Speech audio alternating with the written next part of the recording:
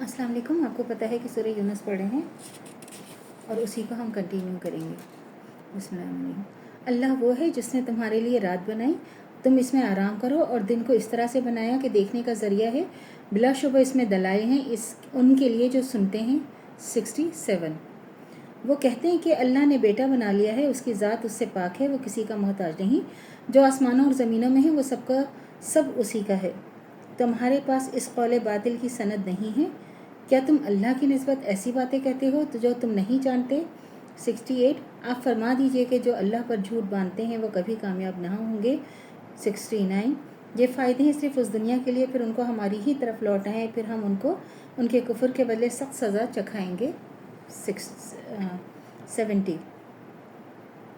और आप उनको नूह अलैहिस्सलाम का क़िस्सा पढ़कर सुनाइए जब उन्होंने अपनी कौम से कहा कि ए मेरी कौम, अगर तुमको मेरा रहना अल्लाह की आयत से नसीहत करना बुरा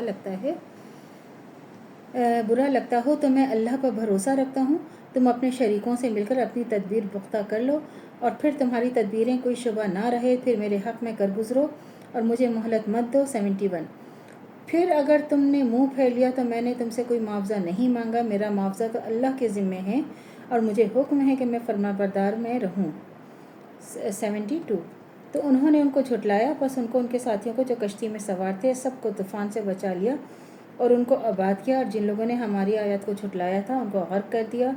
तो देख लो जो डराए गए थे उनका अंजाम क्या हुआ। और हमने नूह के बाद और रसूलों को उनके कौमों के पास भेजा तो वो उनके पास खुली निशानियाँ लेकर पहुँचे, मगर वो लोग ऐसे ना थे कि ईमान ले आते उस पर जिसको वो झुटला चुके थे। इस तरह हम हद से आगे निकल जाते हैं, उनके दिलों पे मोहर लगा देते हैं। 74।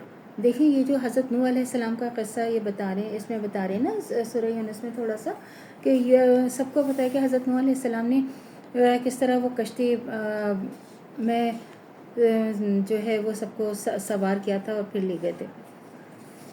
फिर उन पैगम्बरों के बाद हमने मूसा और हारून को फ़िरौन इसके सरदारों के पास भेजा और अपनी निशानियां देकर, तो उन्होंने तकब्बुर किया, बड़े बड़े मुजरिम लोग थे। 75। जब उनके पास हमारी तरफ से हक़ पहुंचा तो वो कहने लगे कि यकीनन ये तो खुला जादू है। 76। मूसा अलैहिस्सलाम ने कहा कि क्या तुम हक़ के बारे में जब वो तुम्हारे पास पहुंचा तो ये कहते हो कि जादू है, हालांकि जादूगर फला नहीं पाते। 77। तो वो बोले क्या तुम हमारे पास इसलिए आए हो, जिस राह पर हमने अपने बाप दादों को पाया है उससे हमको फेर दो, और तुम दोनों इस मुल्क में सरदार बनकर रहो और तुम दोनों पर ईमान नहीं लाएंगे। 78। तो फिरौन ने कहा तुम मेरे पास सारे माहिर जादूगर लाओ। 79। तो जब जादूगर आ गए तो मूसा अलैहिस्सलाम ने इनसे कहा कि डाल दो जो तुमको डालना है। 80। जब उन्होंने अपनी रस्सी लाठी डाल दिया तो मूसा अलैहिस्सलाम ने कहा कि जो कुछ तुम लाए हो वो तो जादू है, यकीनन अल्लाह इसको भी नाबूद कर देगा, बेशक अल्लाह फसाद करने वालों के काम की इस्लाह नहीं करता। 81। और अल्लाह अपने हुक्म से सच को सच करके दिखाएगा, और अगर मुझे बुरा ही माने। 82। बस मूसा पर कोई ईमान ना लाया मगर चंद लड़के उनके कौम के, वो भी फ़िरौन अपने हकाम से डरते हुए कि कहीं मुसीबत में ना डाल दें, और बेशक फ़िरौन मुल्क में ताकत रखता था और कुफ्र में हद से बड़ा हुआ था। 83।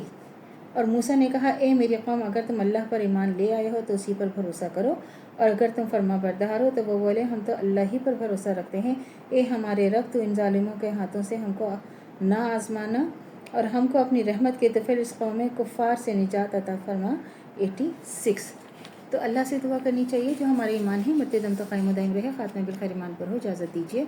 अल्लाह हाफ़िज़। मेरे चैनल को लाइक कीजिए, शेयर कीजिए, सब्सक्राइब कीजिए। शुक्रिया।